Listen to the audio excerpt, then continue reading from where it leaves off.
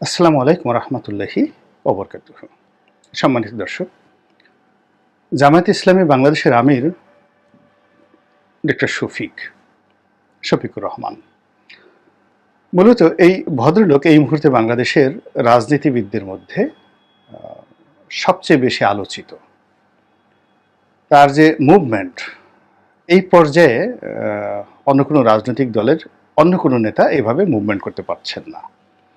যেমন ধরুন, জিএম কাদের আছেন জাতীয় পার্টির, বা বিএনপির আছেন তারেক রহমান সাহেব বা বেগম খালেদা জিয়া, আওয়ামী লীগের আছেন ওবায়দুল কাদের কিংবা সাবেক প্রধানমন্ত্রী শেখ হাসিনা। তো এই পর্যায়ের যারা নেতৃবৃন্দ রয়েছেন তার মধ্যে সবচেয়ে বেশি মুভমেন্ট করার সুযোগ পাচ্ছেন ডক্টর শফিকুর রহমান। এবং এটা একটা অলৌকিক ঘটনা। এর কারণ হলো তিনি এই দায়িত্ব নেওয়ার পর থেকে বেশিরভাগ সময় তাকে আন্ডারওয়ার্ল্ডে থাকতে হয়েছে, পালিয়ে থাকতে হয়েছে, কিন্তু জেলখানায় থাকতে হয়েছে। কিন্তু 5 তারিখের পর থেকে তিনি যে ব্যস্ততার মধ্যে সময় কাটাচ্ছেন এবং তার সম্পর্কে মানুষের যে আগ্রহ বাড়ছে এবং তাকে নিয়ে মানুষের চিন্তা চেতনা যে সে কে, এই বিষয়গুলো কিন্তু এই পরিবর্তিত পরিস্থিতিতে নতুন করে এসেছে। এবং সেই দিক থেকে আমার কাছে মনে হলো যে এই ভদ্রলোকের যে একটা যে তার যে বাস্তব অবস্থা, আমি যতটুকু জানি, এই বিষয়টি যদি আপনাদের সামনে তুলে ধরি, আপনাদের অনেকের হয়তো ভালো লাগবে। তার বিরোধিতা যারা করেন তারাও তার বিরোধিতা সুন্দরভাবে করতে পারবেন, আর যারা তাকে সমর্থন করতে চান, দোয়া করতে চান, তারা আরও ভালোভাবে করতে পারবেন। অনেক আগে আমি সিলেটে বেড়াতে যাই। তো সেখানে NI খান নামক একজন ভদ্রলোক হোটেলে এসে আমাকে সালাম দিলেন। উনি জামাত করেন কিনা জানি না, তবে আওয়ামী লীগ করেন না। সিলেট শহরের অত্যন্ত ধনাঢ্য ব্যক্তি। তো তিনি এসেই সালাম দিলেন সেই স্টার প্যাসিফিক হোটেলে। আমি যে হোটেল ভাড়া দিচ্ছিলাম বা রুম বুক করছিলাম, তিনি এসেই বললেন যে আমি আপনার খুব ভক্ত। তারপর বললেন যে এই আমার বন্ধুর হোটেল, এটা আপনাকে সর্বোচ্চ কমিশন, এই 55% কমিশন দাও। তারপর আবার বললেন যে না না না রনি ভাই, এখানে থাকবেন, কয়দিন থাকবেন, যে কয়দিন থাকবেন আমি ভাড়া দিয়ে দেবো। না না না এরকম ভাবে, মানে 1 মিনিটের মধ্যে সেই ভদ্রলোক NI খান আমার সেই হোটেলের সমস্ত বিলগুলো দিয়ে দিলেন। তারপর ওনার ভাষায় দাওয়াত দিলেন। পরে তিনি বললেন যে সিলেটে যে একটা মহিলা মেডিকেল কলেজ হাসপাতাল আছে, তো সেই হাসপাতালের তিনি পরিচালক। তারপর কথা প্রসঙ্গে জানালেন যে জামাতের একজন নেতা, তখনই তিনি সাধারণ সম্পাদক, আমির হন নাই বা সাধারণ সম্পাদক হননি, কিন্তু নেতা হিসেবে বেশ পরিচিত। বললেন যে ডক্টর শফিকুর রহমান, তিনি এই হাসপাতালের পরিচালক। আমি বেশ অবাক হয়ে গেলাম যে আওয়ামী লীগ জমানা, এখানে জামাতের একজন নেতা এই হাসপাতালের পরিচালক, আপনাদের কোনো সমস্যা হচ্ছে না? বলে যে না, আমাদের সিলেটে আসলে ওইরকম কোনো সমস্যা নেই। এখানে যে সহমর্মিতা, রাজনৈতিক দলগুলোর যে সহমর্মিতা, এটা অন্য যে কোনো জেলার চেয়ে বেশি। আর ডক্টর শফিক এখানে সবার সঙ্গে একটা সম্পর্ক বজায় রাখেন, ফলে তার যে রাজনৈতিক বিশ্বাস তার এই ব্যবসার সঙ্গে বা তার কর্মকাণ্ডের সঙ্গে জড়িত নয়। তো এই প্রথম আমি আসলে ডক্টর শফিক সম্পর্কে চিনি, তখনও পর্যন্ত তার ছবি আমার আসলে দেখা হয়নি। তো পরবর্তীতে তিনি যখন আমির হলেন, তা আমির হওয়ার পরে দেখলাম, এবং তার ব্যাপারে আমি আসলে ওরকম ওয়ান টু ওয়ান ওইভাবে জানি না বা জানতাম না। এর জামাতের লোক যারা আছেন তারা অভ্যন্তরীণভাবে তাদের অনেক বড় বড় নেতা আছেন, কিন্তু বাইরের জনসাধারণের বেশিরভাগ লোকই তাদের শিক্ষা দীক্ষা পরিবার সম্পর্কে অতটা জানেন না। আমিও ঠিক ওইরকম জানতাম না। কিন্তু হঠাৎ করে একবার দেখলাম যে কিছু ছাত্র শিবিরের লোক আমার অফিসে আম নিয়ে আসছে। এটা কোন সালে আমি বলতে পারবো না। বললো যে আমিরে জামাত, তিনি আপনার জন্য উপহারটি পাঠিয়েছেন। আমি খুব সম্মানিত বোধ করলাম এবং তারা আমাকে টেলিফোনে তার সঙ্গে কথা বলিয়ে দিল। আমি খুব মানে অবাক হয়ে গেলাম। তিনি সালাম দিলেন বিনয়ের সঙ্গে, এবং আমি আওয়ামী লীগের MP বা ছিলাম না, আমার এখনো মনে পড়ে না এটা কত সালের ঘটনা। তিনি সেটি পাঠিয়েছেন, আম পাঠিয়েছেন, একেবারে 1 বস্তা আম। তো যাই হোক, এই তার সঙ্গে কথা হলো একবার। তারপরে আরও ২-৩ বার কথা হলো ওই একইভাবে। একবার জায়নামাজ পাঠালেন, একবার পাজামা পাঞ্জাবি পাঠালেন, এরকম উপহার বিভিন্ন উপলক্ষে পাঠিয়েছেন। আর প্রতিবারই কথা বলেছেন এবং কখনো তার পক্ষ থেকে এসেছে, আবার কখনো আরেকজনের পক্ষ থেকে এসেছে। এরকম জামাত এই সম্পর্কটা অন্য কার সাথে রক্ষা করেছেন জানি না, বাট আমার সাথে রক্ষা করেছেন এবং আমার জানা মতে অন্যান্য বিভিন্ন রাজনৈতিক দলের যারা নেতৃবৃন্দ রয়েছেন তাদের সবার সঙ্গে জামাত কিন্তু সেই ২০০৯ সন থেকেই বিভিন্ন কৌশলে ব্যক্তিগত সম্পর্ক রক্ষা করে চলেছেন এবং এদের কৌশলটা এত বলে সূক্ষ্ম ছিল যে অনেকে আমরা বুঝতে পারিনি। যেমন আমাকে দাওয়াত দেওয়া হলো ২০০৯ সনে প্রেস ক্লাবের একটি অনুষ্ঠানে। আমি সেখানে গিয়ে উপস্থিত, নতুন এমপি হয়েছি, যে দাওয়াত দেয় সেই যায়, গিয়ে দেখি যে পুরো অনুষ্ঠানটি জামাতের। এখন জামাতের অনুষ্ঠানে আমি কি করে গিয়ে জয় বাংলা বলবো?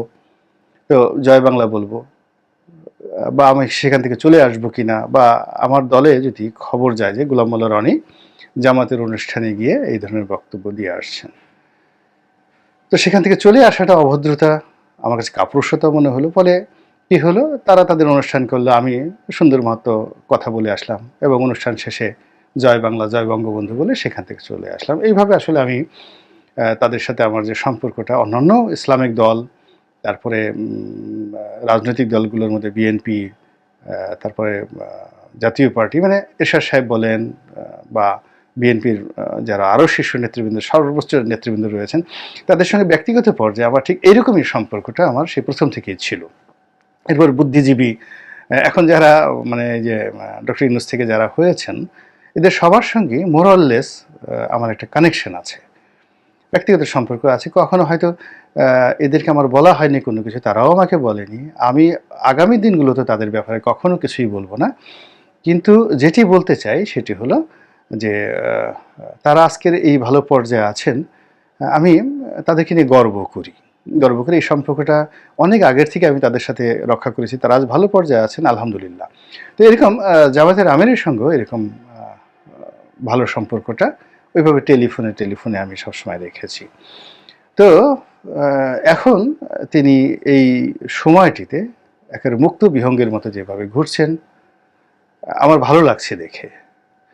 আর আমার একটু হিংসা লাগছে বা ঈর্ষা লাগছে যে উনি বয়স্ক মানুষ, দাড়ি চুল সব পেকে গিয়েছে, সে বন্যার পানির মধ্যে নেমে যাচ্ছে, এই গাড়িতে করে একবার সিলেট যাচ্ছে, আর একবার নোয়াখালী যাচ্ছে, আর একবার কুমিল্লা যাচ্ছে, আবার হাসপাতালে গিয়ে আহত রুগীদের দেখছেন।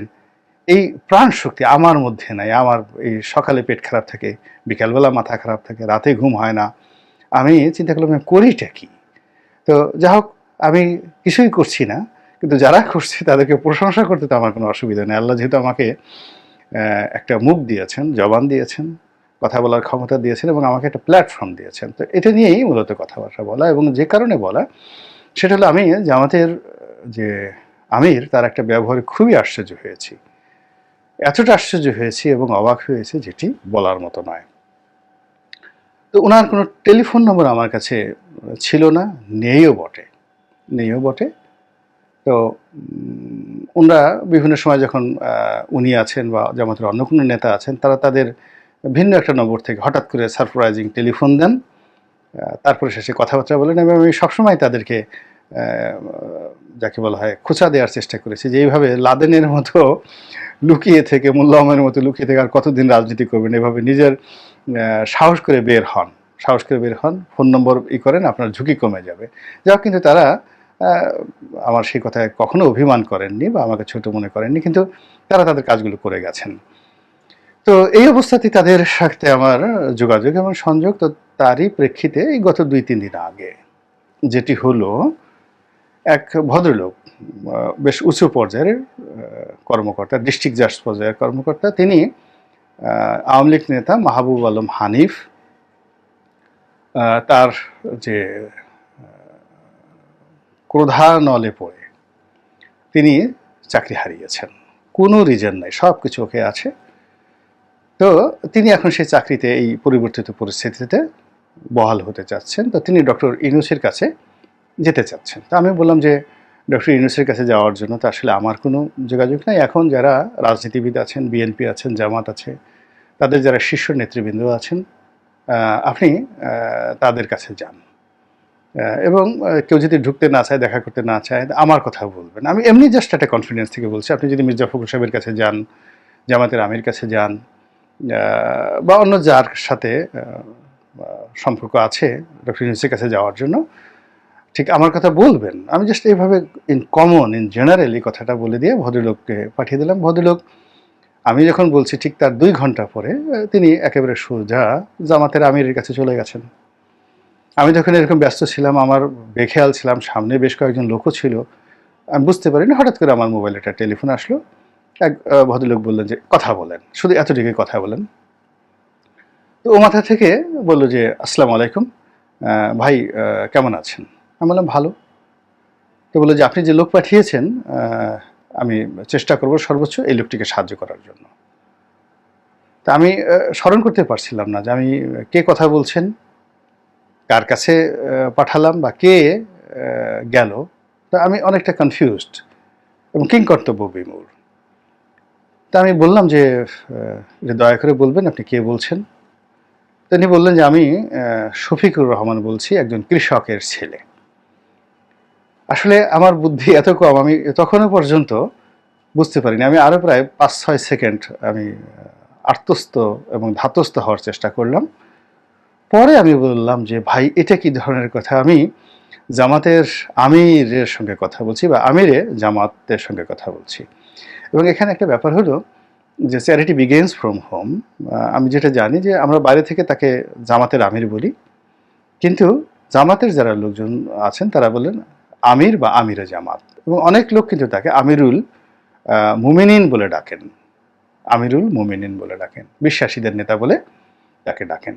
যাই হোক, তো এরকম একটা মানুষ তিনি আমাকে হঠাৎ করে টেলিফোন দিলেন।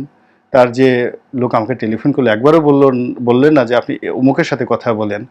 অনেকটা মানে মানে র্যাডিকুলাস যাকে বলা হয়, অ্যারোগান্সনেস, এই যে সঙ্গে সঙ্গে রেসপন্ড করা।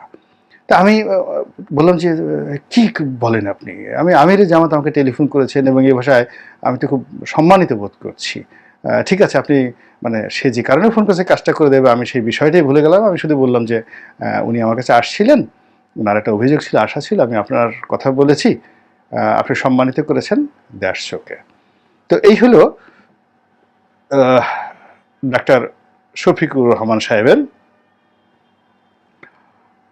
আমি আবার মানে উত্তেজনার নামটা কি, ডক্টর শফিক, আমি শফিকুর রহমান লেখেন না শফিকুল ইসলাম লেখেন, আমি এই মুহূর্তে এলোমেলো হয়ে গেছে। আমি কথা বলতে গিয়ে অনেকটা আবেগপ্রবণ হয়ে গেছি এই বিষয়টা নিয়ে। আমি ক্ষমা চাই যারা শুনছেন। ডক্টর শফিক জামাতের আমির। তো আমি তাকে সালাম জানিয়ে টেলিফোন রাখলাম এবং তখনই আমার মনে হলো যে এই বিষয়টা নিয়ে আমার কিছু বলা উচিত।